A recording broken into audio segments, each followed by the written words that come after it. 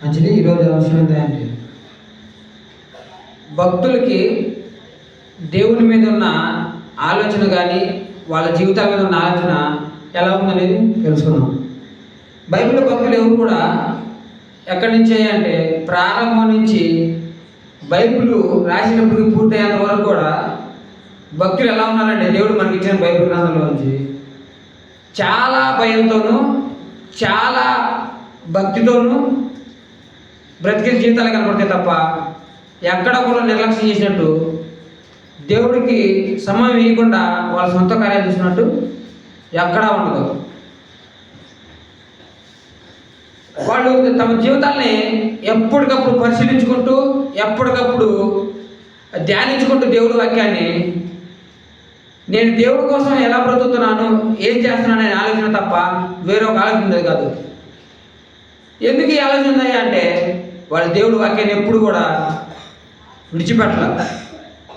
చూడండి, కీర్తన గ్రంథం 119వ అధ్యాయం 11వ వచనం. కీర్తన గ్రంథం 119వ అధ్యాయం 11వ వచనం.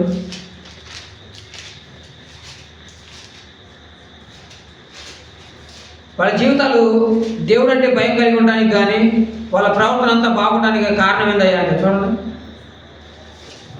నేను చదువుతూ చూడండి. 119వ అధ్యాయం 11వ వచనం, పేజీ నెంబర్ 515 పాత నిబంధనలో. నీ ఎదుట నేను పాపము చేయకూడనట్లు నా హృదయంలో నీ వాక్యము ఉంచుకొని ఉన్నాను. అంటే భక్తులు దేవుడు అంటే భయంతో ఏం చేశారంటే నేను పాపం చేయకుండా ఉండటం కోసం నీ వాక్యాన్ని నా హృదయంలో ఉంచుకున్నాను. అంటే అంత భయమా దేవుడు అంటే? భయమే దేవుడు భక్తులకి. చాలా భయపడ్డారు కాబట్టి దేవుడు చేసి ఇది ఏ భయంతో వచ్చింది? ఏదో చేస్తాడు శిక్షిస్తాడని కాదు, ఆయన చేసిన మేలును బట్టి వచ్చిన భయం వాళ్ళకి. దేవుడు చేసిన మేలు, దేవుడిచ్చిన ఆయుష్, దేవుడిచ్చిన ఆరోగ్యాన్ని బట్టి వాళ్ళ దేవుడు అంటే భయం, దేవుడు అంటే భక్తి. అంతే తప్ప దేవుడు ఏదో మమ్మల్ని శిక్షిస్తాడు, మమ్మల్ని నరకాన్ని వేస్తాడని కాదు. నరకంలో వేస్తాడు, కానీ ఎప్పుడు ఆయన మాట చెప్పిన తర్వాత కూడా వినకపోతే, ఆయన ప్రేమను కూడా చూసి కూడా బ్రతకకపోతే అప్పుడు నరకంలో వేస్తాడు. కానీ ఆ ప్రేమని, ఆయన చేసిన మేలుని చూసి భక్తులకి ఏమున్నాయంటే భయము, బాధ, భక్తి బాగా పెరిగినాయి. అందుకే ఏమన్నాడు దావీదు గారు, నీ ఎదుట నేను పాపం చేయకుండా ఉన్నట్లు నా హృదయం నీ వాక్యం ఉంచుకున్నాను అని. జీవితాంతం బ్రతికేంత, చనిపోయేంత వరకు కూడా బ్రతికినంత కాలం దేవుడు అంటే ఎక్కడ కూడా నిర్లక్ష్యం చేసినట్టు దావీదు గారు కనపడరు. ఎక్కడ కూడా దేవుడి సన్నిధిని కనపడకుండా ఉండరు ఒక్కట్లేదు. దేవుడిని వెనకబెట్టి దేవుడిని వెనకేసి వాళ్ళ ఆయన కార్యాలు చూసినట్టు ఎక్కడా లేదు. ఆయనకి ప్రాముఖ్యత ఇవ్వకుండా ఆయన సొంత పనులు చూసుకొని సొంత కార్యాలు చేసుకోవడానికి ఏనాడు కూడా పోయిన వ్యక్తి కాదు దావీదు గారు. అందుకే దేవుడు ఏమన్నా తెలుసా, మంచి సర్టిఫికెట్ ఇచ్చాడు. ఏమన్నా తెలుసా, దావీదు నా హృదయానుసారుడు, నా హృదయం దావీదు హృదయం ఒక్కటే అన్నాడు. అంటే దావీదు గారు దేవుణ్ణి మనసు కలిగి ఉన్నాడు. అంటే ఆయన హృదయం ఈయన హృదయం ఒకటైంది, భక్తుల హృదయం. అందుకే దేవుడు అనేది మోషే గారితో ఒక మాట అంటాడు, నేను ఏదైనా చేయకపోతే నీకు దాచిపెడతానా అని మోషే గారితో అంటాడు. దావీదు నా కోసం చావడానికైనా చంపడానికైనా సిద్ధపడిన వ్యక్తి, నా హృదయానుసారుడు. నేను ఎలాగైతే చెడునైతే ఎలాగైతే ఒప్పుకోను, ఇష్టపడను, దావీదు కూడా అలాగే ఇష్టపడ్డాడు. నేను ఎలాగైతే ఒకళ్ళు నశించిపోతుంటే ఇష్టపడను, బాధపడతాను, దావీదు కూడా అంతే. ఎవరు నష్టపోతున్నా, ఎవరన్నా బాధపడుతున్నా చూడలేని వ్యక్తి అని. ఇంతేనా, ఇంతటితో సరిపోయిందా అంటే ఇంకా చూడండి, అసలు దావీదు గారి హృదయం ఎలా ఉందో చూడండి. 39వ అధ్యాయం, కీర్తన గ్రంథం 39వ అధ్యాయం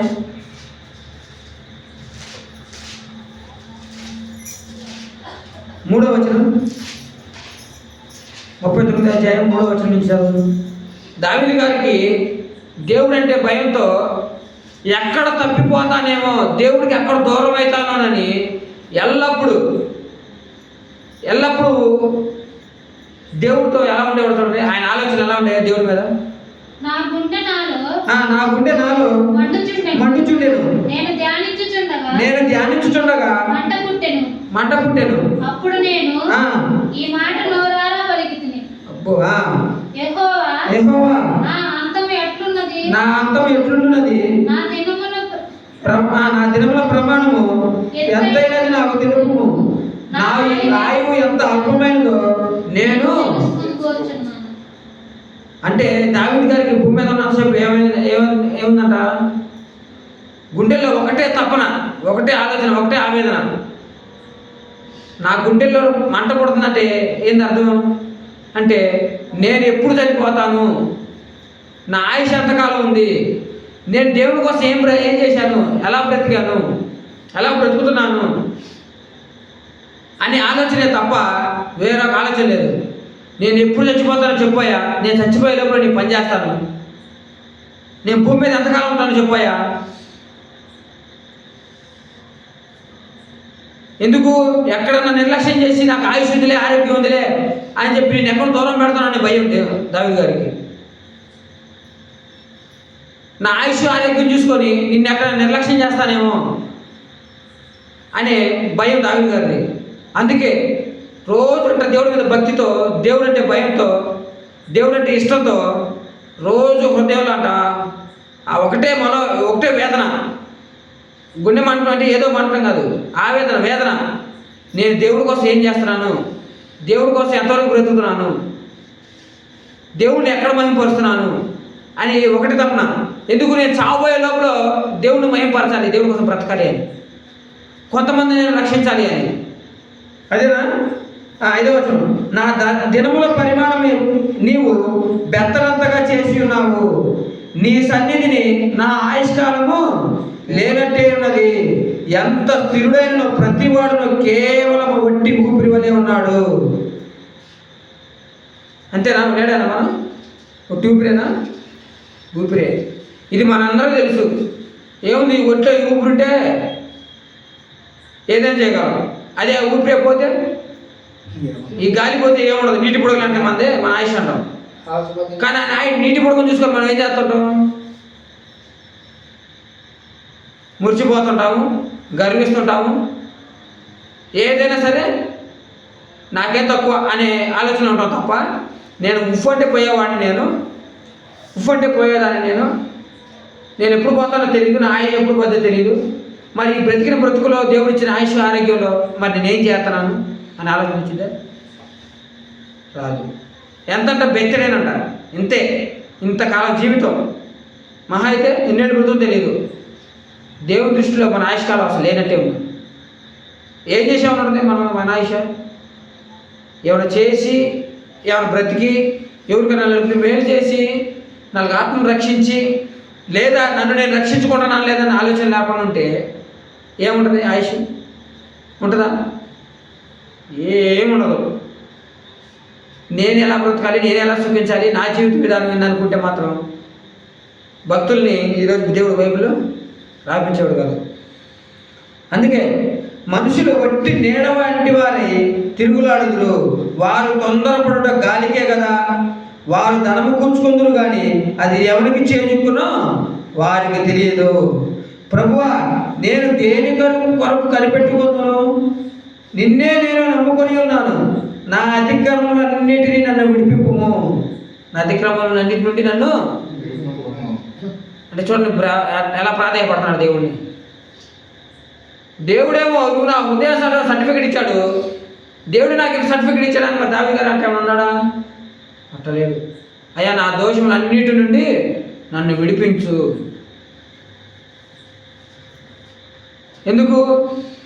ఏ భక్తుడైనా సరే నేను మంచివాడిని అని ఎక్కడ చెప్పుకోవాలా, నేను పరిశుద్ధుని అని ఎక్కడ చెప్పుకోవాలా. ఎంత చేసినా నాలో తప్పుంది, నేను చెడ్డవాడిని అని అనుకున్నారే తప్ప మంచివాడిని ఎక్కడ అనుకోవాలా. మరి మనం ఎప్పుడైనా అనుకున్నామా? ఈ ఆయుష్ని ఆరోగ్యం చూసి ఎప్పుడైనా అనుకున్నామా? ఆలోచించుకుందాం. ఎందుకంటే మన ఆయుష్ ఎంతకాలం ఉందో తెలియదు, ఎప్పుడు పోతామో తెలియదు. ఇచ్చిన ఆయుష్ని ఆరోగ్యాన్ని చూసుకొని మనం ఏమైనా దేవుడు నిర్లక్ష్యం చేస్తే ఊరుకుంటాడు దేవుడు? ఏం అవసరం, చిన్న ఇది మిస్టేక్ పెడితే చాలు లోపల శరీరంలో చిన్న లోపం, కదలేం మెదలేము, అన్నీ మంచంలోనే అయితే అప్పుడేది పరిస్థితి మనకి? ఈ వయసు ఉన్నంతకాలం ఆశపడి ఇష్టాస్థానం బ్రతికనుకోండి. దావీదు గారు ఏమన్నా ఆయుష్ కొద్ది కాలమే, ఎప్పుడు చచ్చిపోతానో చెప్పాయా, ఈ చచ్చిపోయేలోపు నీ పని చేస్తాను. మరి మనం ఎప్పుడన్నా ప్రార్థనలో చెప్పుకున్నాము, అయ్యా నా ఆయుష్ ఎంత ఉంటుందో ఇంతకాలం ఉంటుందో తెలియదు, నేను ఎప్పుడు పోతానో తెలియదు, అయ్యా ఉన్నన్ని రోజులైనా సరే నేను సేవ చేసుకుంటాను. ఎప్పుడన్నా ఒప్పుకున్నామా? ఒప్పుకోవాలి. ఒప్పుకోకపోతే ఉపయోగం ఏం లేదు దేవుడికి. దేవుడికి ఏమో కానీ మనకేం ఉపయోగం లేదు. దేవుడికి ఎట్టు తెలుసు మన వల్ల ఆయనకి ఏ ఉపయోగం ఎలాంటి లాభం ఉండదని. కానీ మనకన్నా ఉండాలి మన తప్పన మీద మనకు. నేను చనిపోతే దేవుడి దగ్గరికి వెళ్ళాలి, నేను చచ్చిపోతే దేవుడితో ఉండాలి, కాబట్టి నేను దేవుడికి నచ్చినట్టు బ్రతికితే నాకు ఆయన అవకాశం ఇస్తాడు అనే ఆలోచన మనకు ఉండాలిగా. బయటికి పోతే ఇంటికి తిరిగి వస్తానో కూడా తెలియదు. మనం ఏం చేయకపోయినా ఎవరు వచ్చి ఏం చేస్తారో తెలియదు, ఎటు నుంచి ఏమొచ్చిందో తెలియదు. ప్రయాణంలో ఉంటాం, మనం కరెక్ట్గా పోయినా ఎదుటి వాళ్ళు కరెక్ట్గా రావచ్చు, రాకపోవచ్చు, ఏదైనా జరగచ్చు. అవి అన్నీ తీసి పక్కన పెట్టాలి. చిన్న లోపల చిన్న హోల్ పడితే చాలు, చిన్న ఎయిర్ బోర్డకు పోతే చాలు, ఈ గుండెకి పోయే దారిలో రక్తం సరఫరా దాంట్లో చిన్న ఎయిర్ బుడకపోతే చాలు, అక్కడే ఆగిపోతుంది. లేదా బ్రెయిన్లో ఒక చిన్న నరం కట్టయితే చాలు, తప్పన పడిపోతాం, వాడే పెట్టబడ్డట్టు. ఈ కొద్దిపాటి జీవితానికి ఎన్ని ఆలోచనలు, ఎన్ని ఇబ్బందులు, ఎన్ని పాటలు పడతాం తెలుసా?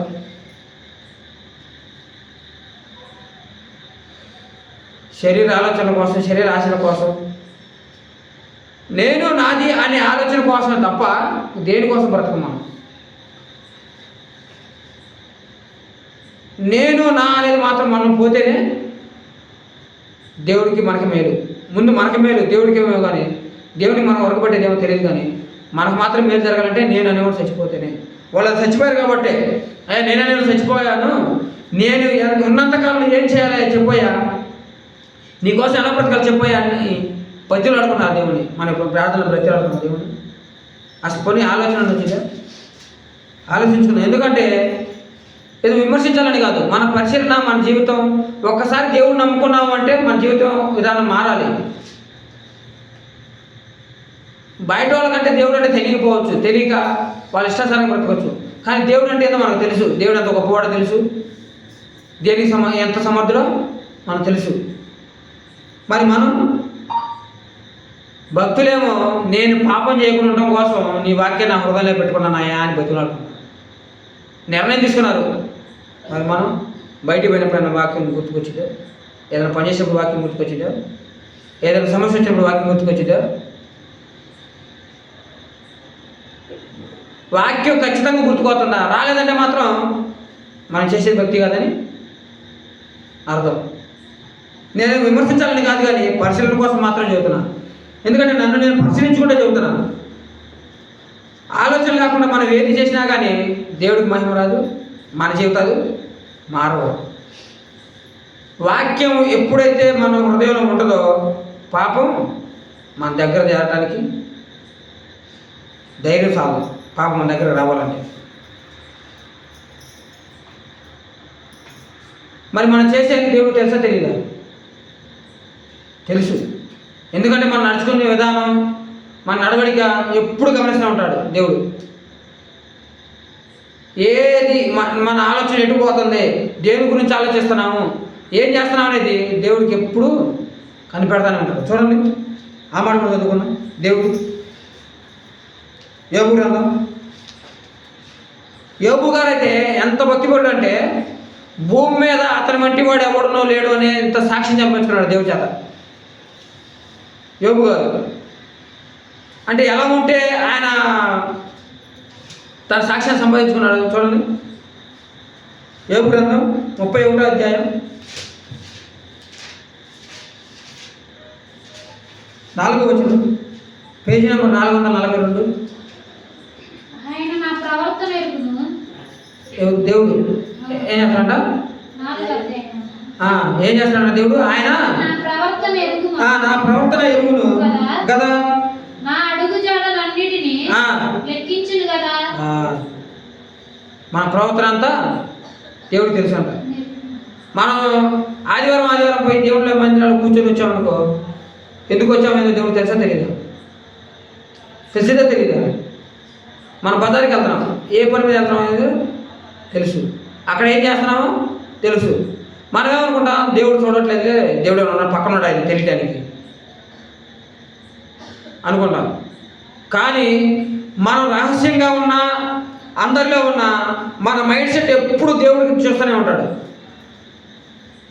రహస్యంగా ఉన్నప్పుడు మనం ఆలోచించే ఆలోచనలు కానీ, ఒంటరిగా ఉన్నప్పుడు మనం చేసే పనులు కానీ ఇవన్నీ దేవుడి దగ్గరికి వెళ్తాడు, దేవుడు చూస్తుంటాడు. సర్వం మన శరీరం, మన మైండ్, మన సెట్ మొత్తం దేవుడు ఆధీనంలో ఉంటుంది. గుర్తుపెట్టుకోవాలి. మనం చేసే ప్రతి ఒక్కటి దేవుడు గమనిస్తూనే ఉంటాడు. చదువు, ఆయన నా ప్రవర్తన ఎరుగును కదా, నా అడుగుజాడలన్నింటినీ లెక్కించును కదా. చూడండి యోబు గారి ఆలోచన ఎలా ఉందో. అమ్మో, నేనేమో తప్పు చేస్తే, నేను పాపం చేస్తే దేవుడు తెలిసిద్దేమో, దేవుడు నన్ను ఏమైనా అంటాడేమో, నన్ను ఏమైనా చేస్తాడేమో అని భయం. అదేనా? అదైతే ఇంకొకైతే ఏంటంటే దేవుడికి నా వల్ల ఎక్కడైనా అవమానం జరిగిద్దేమో అన్న భయం యోబు గారికి. నా వల్ల దేవుడిని ఎక్కడైనా అవమానపరుస్తానేమోనేమో, ఎక్కడైనా అవమానపరుస్తానేమో, నా ప్రవర్తన చెడిపోయి దేవుడికి అవమానం తెచ్చి నేను ఎక్కడ నరకానికి వెళ్తానేమో అనే ఆలోచన. అర్థమైందా? ఇంకా ఎక్కువ విషయం ఏంటంటే భక్తులు ఎప్పుడు కూడా ఎక్కడ కూడా నరకానికి భయపడేట్టు ఉండదు. దేవుడికి అవమానం ఏమైనా వచ్చిద్దేమో నా ప్రవర్తన వల్ల అనే భయం భక్తులకి. నా ప్రవర్తన వల్ల దేవుడికి ఎక్కడ అవమానం వచ్చిందేమో, నేను దేవుడిని నమ్ముకున్నాను కాబట్టి నేను దేవుని కుమారుని అని చెప్పుకుంటే దేవుడికి మహిమ. అదే నా ప్రవర్తన బాగలేకపోతే, ఎవరైనా ఉచితార్థంగా తొందరపడి మాట్లాడితే, ఎవరైనా దూషిస్తే, ఎవరి మీద అనవసరంగా గొడవకి వెళ్తే, ఎవరైనా మానసికంగా హింసిస్తే, ఎవరైనా కత్తిపోటు మాటలతో బాధ పెడితే నేను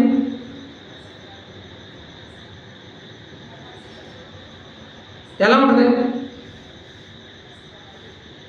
అని భక్తులందరూ ఇదే ఆలోచన.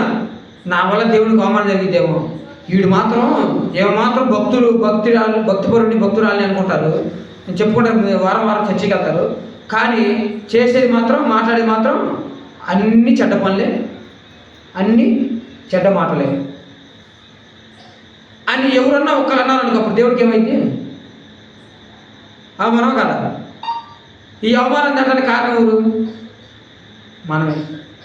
ఎక్కడైనా సరే మన తండ్రిని ఎవరైనా ఒక మాట ఊరుకుంటామా? సపోజ్ కొండబాబాయిని ఎవరైనా తొందరపడి తిట్టారు, నాగరాజు ఊరుకుంటాడా? మా నాన్న ఎవరైనా అన్నారు, నాకు ఎంత రోషం వచ్చింది.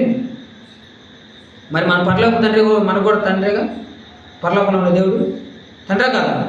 మరి ఆయనకు అవమానం వస్తే అవమానం తెచ్చే విధంగా మనకేమన్నా ఆలోచన? మన ప్రవర్తన ఎలా ఉందో చూసుకోవాలా వద్దా? చూసుకోవాలి. మన ప్రవర్తన వల్ల దేవుడికి అవమానం వచ్చిందంటే మనమే మన తండ్రిని తిట్టించినట్టు, మన చేతి ద్వారా, మన నోటి ద్వారా, మన ప్రవర్తన ద్వారా తండ్రి దేవుడిని తిట్టించినట్టు, దూషించడానికి మనే కారణం. ఎవరో ఏదో తండ్రిని అంటే అతని మీదకే మనం ఆగం. అలాంటిది మన తండ్రి మనమే తింటే, పోనీ మన తండ్రి చెడ్డవాడా? కాదు, మంచివాడే. కానీ మనం తిట్టిస్తున్నామంటే కారణం ఏంది? మనం చెడిపోయామా బాగున్నామని అర్థం? చెడిపోయామని అర్థం. మరి ఎవరు అవసరమా మనకు? అప్పుడు అంటే దేవుడి దగ్గరకు వచ్చిన తర్వాత కూడా మన ప్రవర్తన బట్టి దేవుడిని దూషించినట్టు ప్రవర్తిస్తున్నామంటే ఉపయోగం ఏముంది? భక్తులందరూ దేవుడి మహిమను వెతికారు తప్ప వాళ్ళ స్వార్థం, వాళ్ళ ఆశ, వాళ్ళ అవసరం కోసం దేవుడి దగ్గరికి రాలి, దేవుడి కోసం సేవ చేయలేరు. ఎక్కడైనా సరే నిర్లక్ష్య భావంతో కానీ మనం ఉంటే, ఎక్కడైనా సరే దేవుడు మనకు అవమానం వచ్చేటట్టుగా, నా ఎదుటివారు, మన తోటివాళ్ళు, మన చుట్టుపక్కల ఉండేవాళ్ళు మనల్ని అవమానిస్తున్నారు అంటే ఖచ్చితంగా అది దేవుని అవమానిస్తున్నట్టే. దానివల్ల మనకు వచ్చే లాభం ఏముంది అంటే ఏమీ లేదు. మనకు వచ్చేది నష్టమే తప్ప లాభం ఏమీ లేదు. దేవుణ్ణి అవమానించే స్థాయికి మనం పోయామంటే ఇక మన ప్రవర్తన ఎలా ఉందో అర్థం చేసుకోవచ్చు.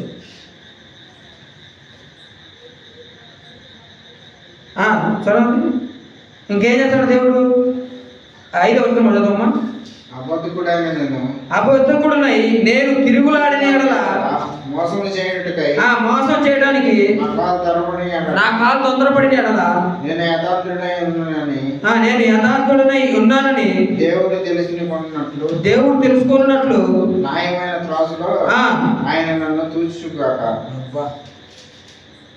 ఏంటంటే నేను అబద్ధకుడినై నేను తిరిగితే అబద్ధమైన మాటలు చెప్పుకుంటూ నేనేమో భక్తిపడి కానీ బ్రతికేది మాత్రం లోకాసారంగా అంటే అబద్ధం కూడా కాదా. నేను దేవుడు పెట్టినా చెప్పుకుంటా లోకాసారంగా బ్రతికితే ఏమని అర్థం? అబద్ధికుడేనా? నేను దేవుడు పెట్టిన కాదని అర్థం అంటే అబద్ధం. నేను దేవుడు పెట్టిన చెప్పుకున్నట్టు అబద్ధమే బతకుండా. అంతేకాక ఇంకా మోసం చేయడానికే నా కాలు తొలపడి వెళ్ళా. ఎవరి దగ్గర అన్యాయంగా సీట్ తీసుకున్నామా? అన్యాయంగా ఎవరైనా తొందరపడి మాట్లాడుతున్నామా?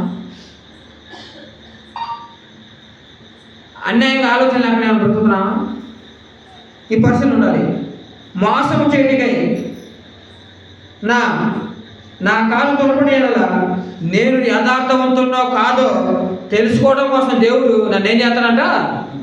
న్యాయమైన త్రాసులో తోక వేస్తాను. నేను మంచివాడువా చెడ్డవాడువా, నీ క్రియలు మంచియా చెడ్డయ్యా, నువ్వు దేవుడు నా వైపు ఉన్నావా లోకం వైపు ఉన్నావా, నువ్వు నీతి యథార్థంగా మాట్లాడుతున్నావా స్వార్థంతో మాట్లాడుతున్నావా, అందరితో ప్రేమగా మాట్లాడుతున్నావా ద్వేషభావం పెట్టుకొని దూషణతో గొడవలోకి అల్లర్లకు పోతున్నావా?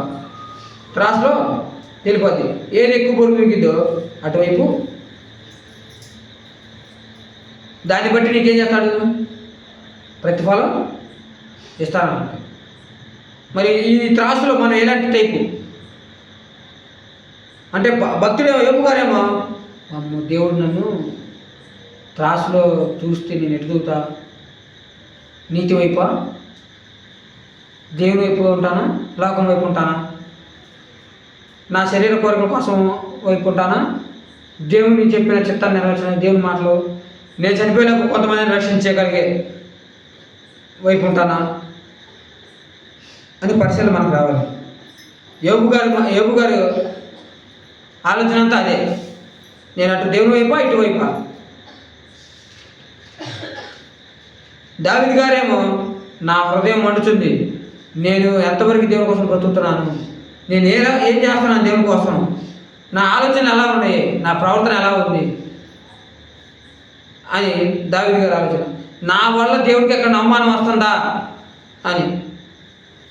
దావీదు గారి జీవితం మొత్తం ఎక్కడ ఎత్తుకున్నా కానీ దేవుడికి అవమానం చేసినట్టు ఎక్కడ కనపడదు. యోబు గారు సర్టిఫికెట్, దావీదు గారికి సర్టిఫికెట్. మరి మనకి వచ్చిందే సర్టిఫికెట్?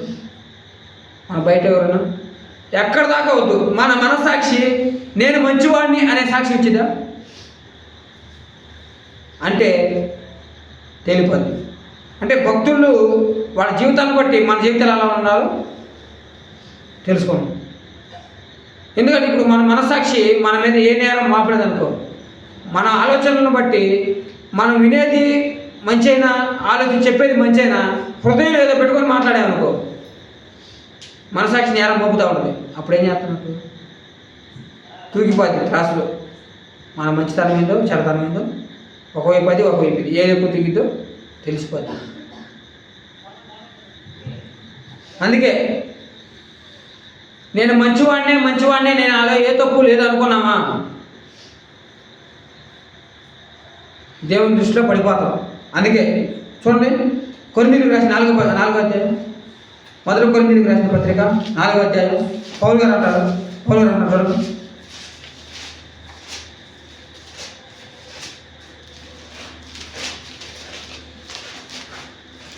కొరింథీయులకు రాసిన పత్రిక 4వ అధ్యాయం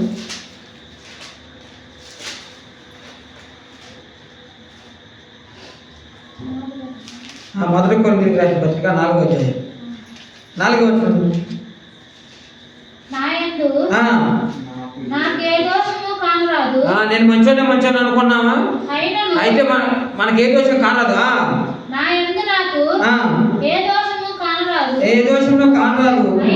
అయినను ఇందువలన నీతిమంతుడుగా ఎంచబడను. నన్ను విమర్శించువాడు ప్రభువే. నేను ఎవరికొని పోతున్నానా? ఎవరికైనా అన్యాయం తీసుకుంటున్నానా? నా సొమ్ము నేను తింటున్నా, నా ఇంట్లో నేను ఉంటున్నా, నా బ్రతికేది నేను బ్రతుకుతున్నా. ఎవరికైనా అన్యాయం చేశానా అని అనుకుంటున్నావా? ఏమిటి ఆదివారం వస్తే ఆడతాను, చర్చికి పోయేస్తున్నా, బైబిల్ క్లాస్ పెడితే పోయేస్తున్నా, ఎక్కడైనా కూటం జరిగితే పోయేస్తున్నా. నేను తప్పు చేస్తున్నానా? ఇంకెంతకంటే ఏం చేయాలి? ఆయన నాకు నేను మంచివాడిని అనుకున్నాను అనుకో, దేవుడు ఒక్కటే మాట అన్నాడు, దేవుడు విమర్శించింది నానా నీ త్రాసులో నీ బరువు చూసినప్పుడు తేలిపోతావు. విమర్శించుకోవాలి ప్రభువే. నేనెవరు? పౌలు గారు. నేను క్రీస్తుని పోలు నడుచుకున్న ప్రకారం మీరు నన్ను పోలు నడుచుకున్న పౌలు గారు. ఆయన ఎలా ఉన్నాడు చూడండి, ఆయన లోపల హృదయం ఎలా ఉంది. ఎప్పుడు భయమే దేవుడు అంటే. నా వల్ల దేవుడికి ఎక్కడైనా అవమానం వచ్చిద్దేమో అని ఎల్లప్పుడూ భయపడుతున్న భక్తులు. రహస్యమందు నాలో ఏమైనా ఉంటే అవి బయలుపరిచే దేవుడే. తగిన సమయం మందు బయట పెడతానన్నాడు దేవుడు. రహస్యంగా నా హృదయాలు పెట్టుకున్నానా? రహస్యంగా నేను పోయేది చేస్తున్నానా? అంతకుముందు సంఘం ముందు బాగా భక్తిపరులా కనపడి బయటికి పోయిన తర్వాత నేను రహస్యంగా ఆలోచించి నా సొంత కోరికలు నెరవేర్చుకున్నానా? తేలిపోతాను. దేవుడు విమర్శిస్తే నాలో దోషం ఉండక తప్పదు. అప్పుడేమైంది? దేవుడికి అవమానం. అవునా కాదా? నేను పెట్రోల్ బంక్లో పోతున్నా, నేను పనికెళ్ళే కాడ ఇక్కడ అందరి ముందు మంచివాడుగానే ఉన్నా, ఏ బుద్ధి మాట్లాడట్లా, ఏదో నాకున్న దాంట్లో సాయం చేస్తున్నా, లేదా అందరితో కలిసిమెలిసి ఉంటున్నా. అక్కడ పోయిన తర్వాత ప్రవర్తన మారితే, వాళ్ళతో కలిసిపోతే నేను వాళ్ళకి నచ్చినట్టు నేను మాట్లాడితే, వాళ్ళతో చేతులు సరదాలు మాట్లాడితే, అనవసరం పనికి వాళ్ళ ముచ్చట్లు పెడితే నేను వాళ్ళు ఎడిపోతే నేను ఎడిపోతే రోజు బయటపడుద్ది. ఇక్కడ బయటపడకపోవచ్చేమో మనుషుల ముందు నటిస్తే దేవుడి దగ్గర శిక్ష గ్యారంటీ. ఫలితం అక్కడ ఫలం అక్కడ కోసుకోవాల్సి వచ్చింది. కాబట్టి నేను క్రీస్తుని పోలు నడుచుకున్న ప్రకారం మీరు నన్ను పోలు నడుచుకున్న పౌలు గారే ఎప్పుడు నాకు ఎటు చూసినా నాలో దోషం కనపడకపోవచ్చు, తప్పు ఎక్కడ కనపడకపోవచ్చు, కానీ దేవుడు పరిశీలిస్తే మాత్రం నాలో తప్పులు ఉండక మానవు. అంటే ఈయన భక్తులు ఆయన గురించి చెబుతున్నాడా? మనకు కూడా చెబుతున్నాడా? మనకు కూడా చెబుతున్నాడు. మనం కూడా అలా ఉండమని చెబుతున్నాం. ఎక్కడైనా మిమ్మల్ని మీరు చూసి ఎక్కడైనా మర్చిపోతారేమో, మనం చూసుకొని ఎక్కడైనా నష్టపోతామేమో అని. కాబట్టి ఎక్కడ కూడా మోసపోవద్దు, దేవుడిని అవమానపరచవద్దు అని మనకు మాదిరి ఉంచారు. దేవుడు ఎందుకు రాపించింది. అందుకే దేవుడు చివరికి ఒక మాట అన్నాడు చూడండి. చివరిగా ఒక మాట దగ్గర ముగించుకుందాం. లోకాసు వార్త 9వ అధ్యాయం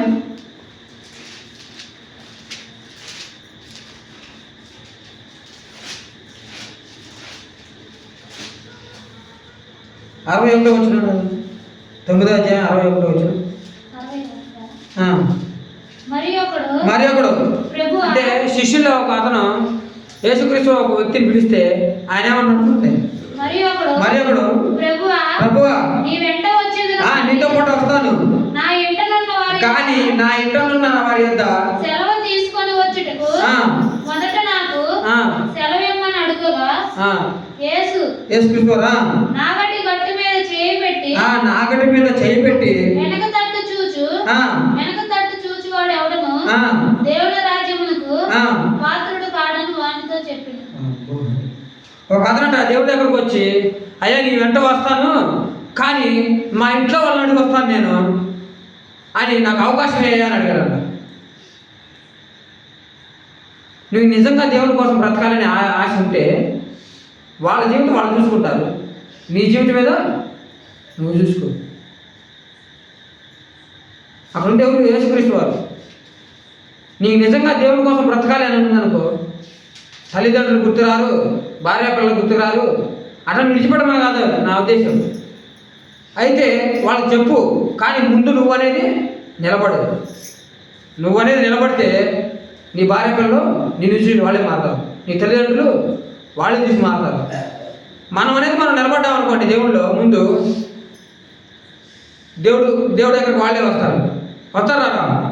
బాబా నా అయితే అట్నే ఉండేవాడు, మీతో నాకు అనవసరం, ఇంట్లో ఆనందం వద్దన్నారు. వద్దనేసరికి మీకంటే ముఖ్య నాకు దేవుడు, మిమ్మల్ని విడిచిపెట్టి పోవడానికి ఇష్టం దేవుడి కోసం. మీరు ఎటు నా భక్తిని నా దేవుడిని మీరు ఎటు కోరు దేవుడి దగ్గర రాదు, కాబట్టి మీతో నాకు సంబంధం లేదు అన్నాడు. ఆయన వచ్చేసాడు, బయటకు వచ్చాడు. వచ్చిన తర్వాత వాళ్ళ అమ్మ మారింది, వాళ్ళ నాన్న దృష్టికి. వాళ్ళ మొత్తం బంధువులు మొత్తం, అన్నాళ్ళ బంధువులు మొత్తం, అరే ఇప్పుడు ఏ అవసరమైనా సరే పెద్దగా అన్నాన్ని పిలుస్తారు. ఎందుకు? దేవుడు అంటే అంత భక్తి, అంత నీతిగా బ్రతుకుతాడు కాబట్టి వాళ్ళ అక్కయ్య కానీ వాళ్ళ తమ్ముడు కానీ అన్నయ్య అంటే అంత గౌరవిస్తారు. వాళ్ళ అమ్మ మారి బాప్తిజం తీసుకొని చర్చికి పోతుంది. అప్పుడు లేదు, మొదట్లో లేదు, ఇప్పుడు వస్తుంది మందిరానికి. అంటే బాబాను ఏం చేశాడు? ఆయనైతే ఆయన చూస్తున్నాడు, అన్న మా అమ్మోళ్ళు మరి వాళ్ళు ఇబ్బంది పడుతున్నారు అన్న, ఎందుకు లేనా అక్కడ జరిపించుకోండి, నేను ఆదివారం మా దగ్గర వస్తాను అన్నాడు అనుకో, ఏమయ్యేది?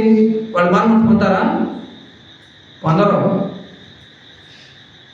వాళ్ళకి ఏమైనా అర్థం లేదా? ముందు అన్నయ్య కాపాడుకున్నాడు కాదు, అవునా కదా?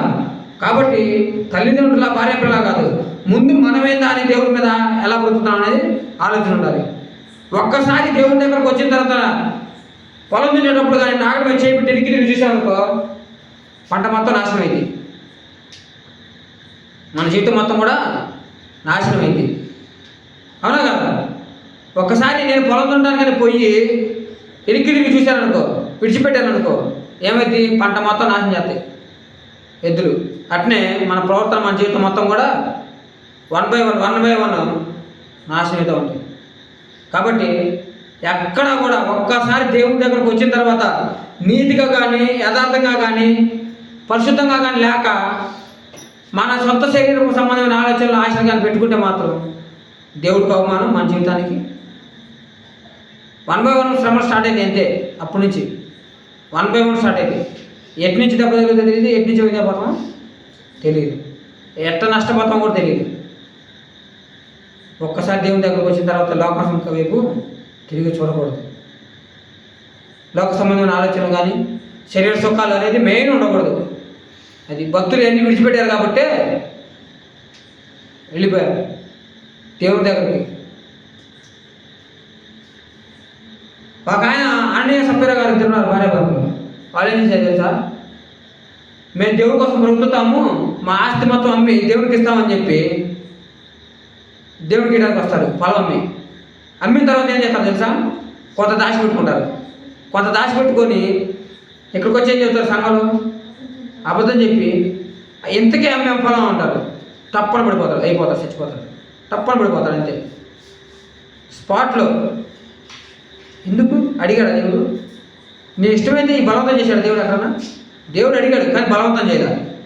మరి నువ్వు ఇంతే అనుకుని ఇంతే కాదు అబద్ధం చెప్పాడు, వాటిలో అయిపోయాడు. వెనక్కి తిరిగి చూశాడు లోకం వైపు, ఏం చేశాడు? పడిపోయాడు. భార్య వచ్చింది,